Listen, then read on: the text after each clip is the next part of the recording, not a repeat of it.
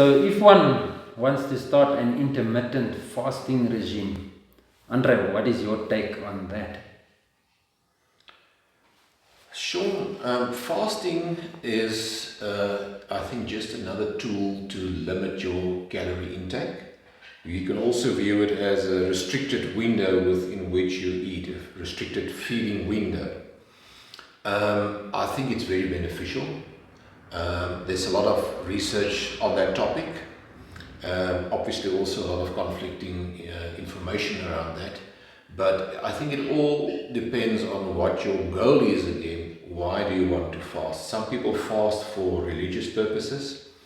Other people fast because they want to lose weight. Others again fast because of the longevity and the health benefits. There are things like autophagy, where you get cleaning up of the cells, the dead cells are being removed from the body. You get an increase of growth hormone secretion after you fasted for a certain extended time. But I think in our context, if somebody wants to start fasting, but they are also on a resistance or a weight training program, and they are trying to build muscle, let's look at that context. I think the crucial factor here is that if you do fasting, you do not want to lose muscle mass. Muscle mass is something very valuable that you work very hard for and that you really need to hang on to. The issue that I've got with fasting is that I've often seen it with some of the clients that they start that with the goal of weight loss, but then they end up losing a hell of a lot of muscle mass. And in that context, I'm completely against fasting. If the end result of fasting is that you sacrifice your muscle mass, then I say it's not a good idea. Now, how can one fast in a way that is acceptable from that perspective? I think there are a few things one can do, but in reality, let's assume you do a 16-8 fast where you start eating at 12 o'clock at noon, so you skip breakfast, and your eating window is between 12 o'clock noon until 8 o'clock at night. You still need to, if you want to at least maintain your body weight, you will have to eat the same number of calories that equates to your TDEE, your total daily requirement. So if you again require 2,800 calories a day for maintenance, you'll have to fit those 2,800 calories into that window.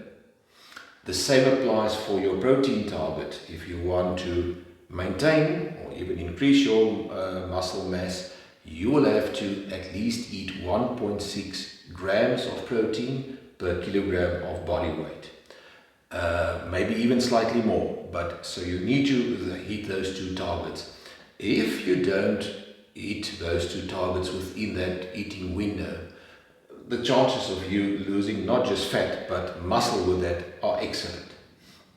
So those would be the two conditions that I think one would have a look at. There are people pushing the envelope even further, where they do what they call OMAD, one meal a day. So you only eat one meal at the end of the day.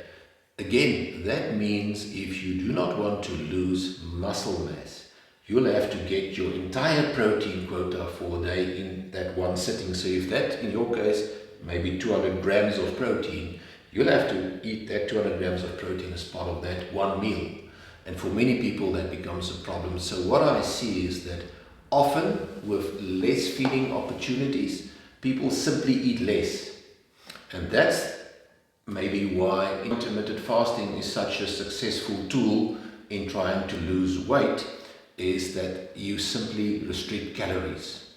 There is a lot of research out there making that exact point, showing that intermittent fasting is not superior to normal calorie restriction. So it's just a tool that helps you to restrict your calories. And that's why if you use it for that purpose, you need to ensure that you get your protein in. There are some athletes that practice intermittent fasting, but they would typically, during the fasting window, consume things like EAA's essential amino acids, That will help your muscle protein synthesis, and will try and preserve muscle mass. It helps with that. Technically speaking, that is not fasting anymore, because you don't want to take any food or any drink during that period except water maybe, or black coffee. But that is a method of still having the benefit of calorie restriction, but maintaining your muscle mass. So in essence, I think that's the message that I would like to get over to the viewers out there, is that intermittent fasting is a very handy tool. I think there's a lot of benefit from a health standpoint, a longevity standpoint around that. But if you lose muscle mass, not a good idea. You need to take every precaution to hang on to your muscle mass. So if you found this information useful, please remember to subscribe. And until next time, think muscles.